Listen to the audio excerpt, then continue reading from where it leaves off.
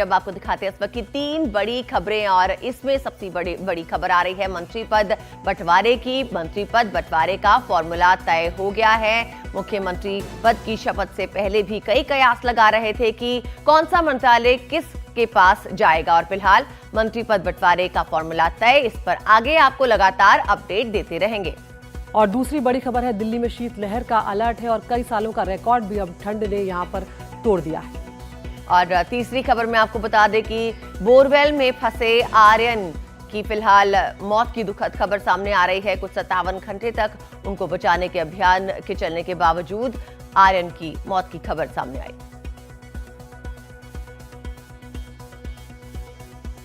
और खबर विस्तार से, अब महायुति के कैबिनेट बंटवारे का फॉर्मूला तय हो गया है। यहाँ पर इस तरह से खबर आ रही है क्योंकि लगातार खींचतान की खबरें आ रही थी, एकनाथ शिंदे की नाराजगी की खबर आ रही थी, लेकिन यहाँ पर अब महायुति में मंत्री पद बंटवारे का फॉर्मूला तय कर लिया गया है। बीजेपी को 20 मंत्री पद मिलने जा रहे हैं। एकनाथ शिंदे की जो पार्टी है उसे मिलेंगे 12 मंत्री पद, शिवसेना को और अजित पवार की जो एनसीपी है उसे भी 10 मंत्री पद यहाँ पर मिलने जा रहे हैं। तो महायुति में फॉर्मूला जो है वो तय हो गया है।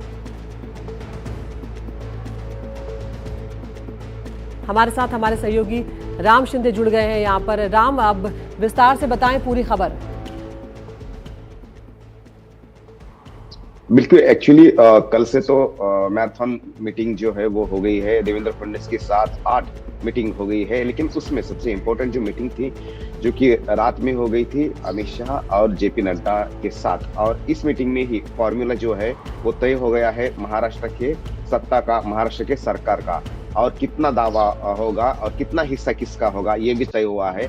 उसमें सबसे ज्यादा हिस्सा जो है वो बीजेपी का होगा। ऑब्वियसली सबसे ज्यादा एमएलए बीजेपी के है 132, इसलिए 20 मिनिस्ट्री जो है वो बीजेपी को रहेगी, ये निश्चित हो गया है। और उसके बाद ही जो कि सूत्रों ने हमें जानकारी दी है, और उसके बाद शिवसेना को 12 मिनिस्ट्री दी जाएगी जो कि 56 उनके एमएलए है, और 41 एमएलए जो है वो अजित पवार के है, एनसीपी के है, तो उनको 10 मिनिस्ट्री दी जाएगी, ऐसा तय हुआ है। और उसके अलावा उसके ऊपर कुछ मिनिस्ट्री जो है एनर्जी मिनिस्ट्री एकनाथ शिंदे को देने की बात जो है वो कल हो गई है। अब ये मैसेज जो है वो एकनाथ शिंदे को बताया जाएगा और मुहर लग जाएगी इसके ऊपर। बहुत बहुत शुक्रिया राम शिंदे आपका इस तमाम जानकारी के लिए। और अगली खबर का रुख करते हैं। आपको बता दें कि अब बर्फबारी के चलते दिल्ली में भी ठंड बढ़ गई है। इसके ऊपर और जानकारी दे रही है हमारी संवाददाता प्रेरणा शर्मा। प्रेरणा, बताइए ठंड को लेकर क्या जानकारी है?